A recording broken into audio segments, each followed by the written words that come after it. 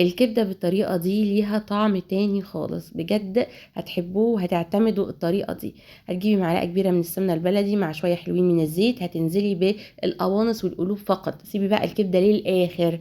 وأول ما تاخد الصدمة وتاخد لون كرملة، احنا فعليا هنقلبها ونسيبها بقى لغاية ما تاخد لون كرملة من تحت كده. وبعد كده هنضيف عليها 3 بطاطسيات كبار متقطعين مكعبات بالمنظر ده. هوريكم شكل الكبد سوري القوانص عامله ازاي، علشان تبقوا عارفين انا بسيبها تتكرمل لاي درجه، يعني شايفين واخده لون كرمله ازاي. هتقلبي لغايه ما تتشمع مع بعض كده، وبعدين هتنزلي بنص فلفلايه حمراء متقطعه صغير، اللي هو الفلفل الحلو ده، وهتشوحيهم مع بعض. عايزه اقولك ده بيدي طعم مسكر للوصفه ملهاش حل. هنحط شويه فلفل اسود حلوين، طبعا الكبده بتحب الفلفل الاسود، وشويه ملح حلوين، ونقلب الكلام ده لغايه ما البطاطس والقوانص تتغلب بالملح والفلفل الاسود. هنا بقى هسيبها تشكشك شويه، وانزل ببصلتين كبار، بصله صفراء وبصله حمراء، واكون فرمهم كويس واشوحهم مع بعض.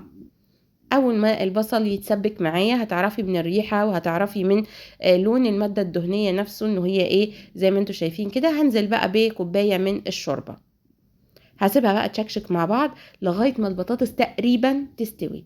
ماشي. طب الكبده هنحطها امتى؟ هقول لكم دلوقتي.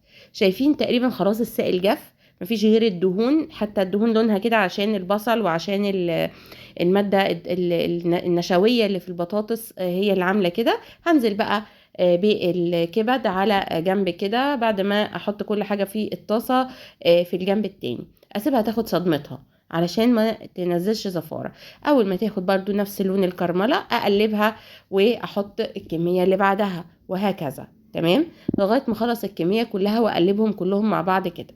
اي نعم دلوقتي المنظر مش عاطفي، بس عايزه اقول لكم البهاريز طعمها رهيب، فاستنوا عشان لسه اللي جاي احلى.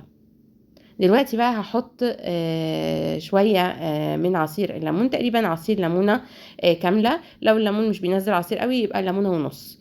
هحط معلقتين كبار من الهوت صوص، ومعلقة كبيرة من المستردة، وسنة سكر، وقلبي الكلام ده كله مع بعض. طبعا مش دي الطريقة التقليدية خالص اللي بنعمل بيها الكبد والقوانص، بس بصراحة الطعم غير ومفيش اي زفارة.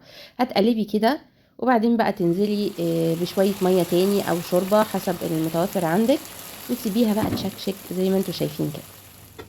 دلوقتي بقى شايفين المنظر، والله رهيبة بجد، تحفة يا جماعة.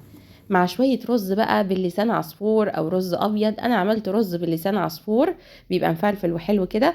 جربوا تعملوا الرز باللسان عصفور يا جماعة، هيعجبكم قوي اكتر كمان من الرز الابيض والرز بالشعرية. بس كده، عايزة اقول لكم غدا كامل متكامل والف هنا وشفا.